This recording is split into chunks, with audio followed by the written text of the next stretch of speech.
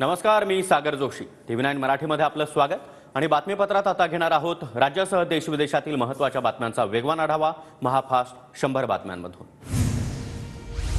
शिवसेनेच्या लोकसभा उमेदवारांची यादी आज जाहीर होण्याची शक्यता. पहिल्या यादीमध्ये 10 उमेदवारांची नावं असणार, सूत्रांची माहिती. शरद पवार गटाच्या संभाव्य उमेदवारांची यादी TV9 मराठीच्या हाती. माढ्यातून धैर्यशील मोहिते पाटील, नगर दक्षिणमधून निलेश लंके यांचं नाव आघाडीवर, तर बीडमधून ज्योती मेटे आणि बजरंग सोनावणे यांचं नाव चर्चेत.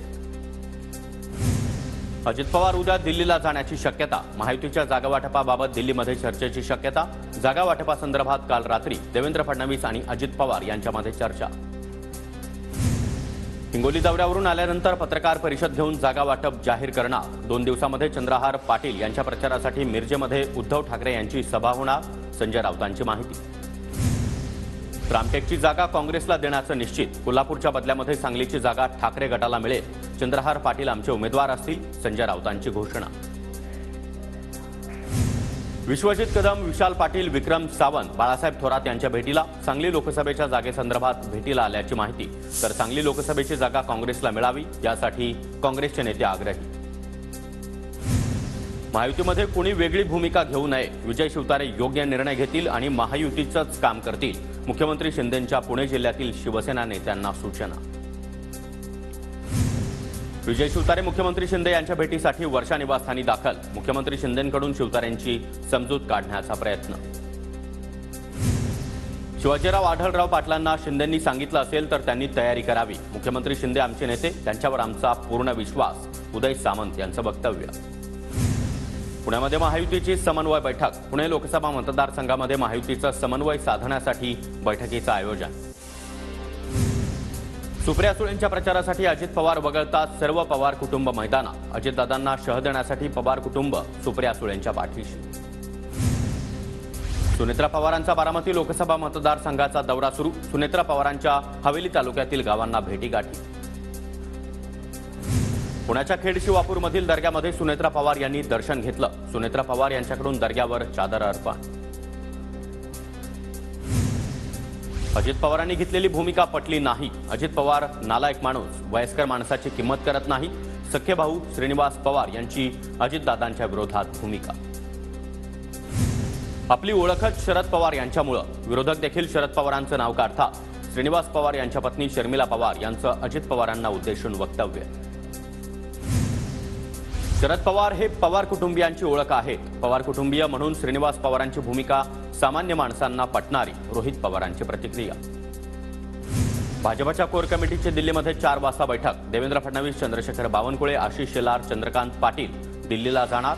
तर राज्यातील भाजपच्या जागावाटपासंदर्भात चर्चा होणार. मंत्री गिरीश महाजन यांनी घेतली उदयनराजे यांची भेट. उदयनराजे यांच्या जलमंदिर पॅलेसमध्ये दोन्ही नेत्यांची बैठक.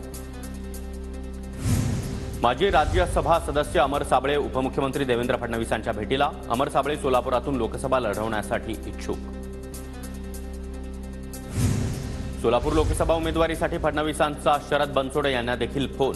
सोलापूर लोकसभेसाठी तयार आहात का अशी विचारणा केल्याचा माजी खासदार बनसोडे यांचा दावा. रामटेक लोकसभा मतदारसंघामध्ये भाजप आणि शिवसेनेमध्ये रस्सीखेच. आज रामटेक मतदारसंघामध्ये बावनकुळे यांचं बूथ संपर्क अभियान. 28 क्रमांकाच्या बूथवरील कार्यकर्त्यांची बैठक घेणार. धैर्यशील मोहिते पाटलांच्या बैठकीनंतर आता माढा लोकसभेतला तिढा वाढला. संजय शिंदे यांच्या फार्म हाऊसवर खासदार रणजितसिंह नाईक निंबाळकर समर्थकांची 4 वाजता बैठक. रणजितसिंह नाईक निंबाळकर आपली ताकद दाखवणार. माढा लोकसभेतील प्रमुख नेते देखील उपस्थित राहणार. सुरुवातीपासूनच सांगली मतदारसंघ काँग्रेसकडे. यावेळी पण ही जागा काँग्रेसकडेच राहावी. काँग्रेसचे नेते विश्वजित कदम सांगलीच्या जागेच्या मागणीवर ठाम. माढ्याची जागा शेतकरी कामगार पक्षाला मिळावी. अनिकेत देशमुख यांच्या उमेदवारीची आमची मागणी. जागा मिळाली नाही तरी देखील आमची काही तक्रार नाही. शेकापचे नेते जयंत पाटील यांची प्रतिक्रिया. साताऱ्यातील शिवसेना नेते पुरुषोत्तम जाधवांनी काल अजित पवारांची भेट घेतली. राष्ट्रवादीकडून तिकीट मिळणार का याची जाधव यांच्याकडून चाचपणी. पुरुषोत्तम जाधव लोकसभा लढवण्यासाठी इच्छुक. मधल्या काळामध्ये राणे कुटुंबियांची वाद. आधी जो वाद होता तो आता राहिला नाही. उदय सामंत यांची प्रतिक्रिया. तर किरण सामंत यांनी देखील राणेंची भेट घेतली. राहुल गांधी यांच्या बैठकीमध्ये एक गोपनीय अहवाल समोर. या अहवालामध्ये महायुतीला 40 जागा येतील असं नमूद. राहुल गांधींबद्दल उदय सामंत यांचा मोठा दावा. निवडणूक हरणार असल्यानंच आता ईव्हीएमवर खापर फोडलं जात आहे. चंद्रशेखर बावनकुळेंची राहुल गांधींवर टीका. अशोक चव्हाण रडणारे नाही तर लढणारे नेते, बावनकुळेंचं वक्तव्य. संजय मंडलिक यांच्या उमेदवारीला कोल्हापूरच्या चंदगडमधून विरोध. भाजप नेते संग्रामसिंह कुपेकर यांचा मंडलिकांना जाहीर विरोध. आमदार आमच्या पाडवी यांनी शिंदे गटामध्ये प्रवेश केल्यानं जिल्ह्यातील शिवसैनिक नाराज. पाडवी यांनी आमदारकीचा राजीनामा द्यावा, ठाकरे गटाच्या कार्यकर्त्यांची मागणी. वसंत मोरे आणि शरद पवार यांच्यामध्ये फोनवरून संवाद झाल्याची माहिती. काँग्रेसकडून पुणे लोकसभेसाठी राहुल गांधींकडे शब्द टाकावा, मोरे यांची मागणी. तर पुणे लोकसभेच्या उमेदवारीचा निर्णय पूर्णपणे काँग्रेसचा, शरद पवारांचं वक्तव्य. रत्नागिरी सिंधुदुर्ग मतदारसंघावरून दावे प्रतिदावे सुरूच. भाजपच्या चिन्हावर उमेदवार देण्याची पदाधिकाऱ्यांची मागणी. तर शिंदे गट आणि भाजप पदाधिकाऱ्यांकडून उमेदवारीसाठी दबाव तंत्राचा वापर. गडचिरोलीमधून धर्मराव बाबा आत्राम यांना कमळाच्या चिन्हावर लढवा. भाजपच्या वरिष्ठ नेत्यांची अजित पवार यांच्याकडे मागणी. तर अजित पवारांचा होकार आल्यानंतरच आत्राम भाजपमध्ये प्रवेश करणार, सूत्रांची माहिती.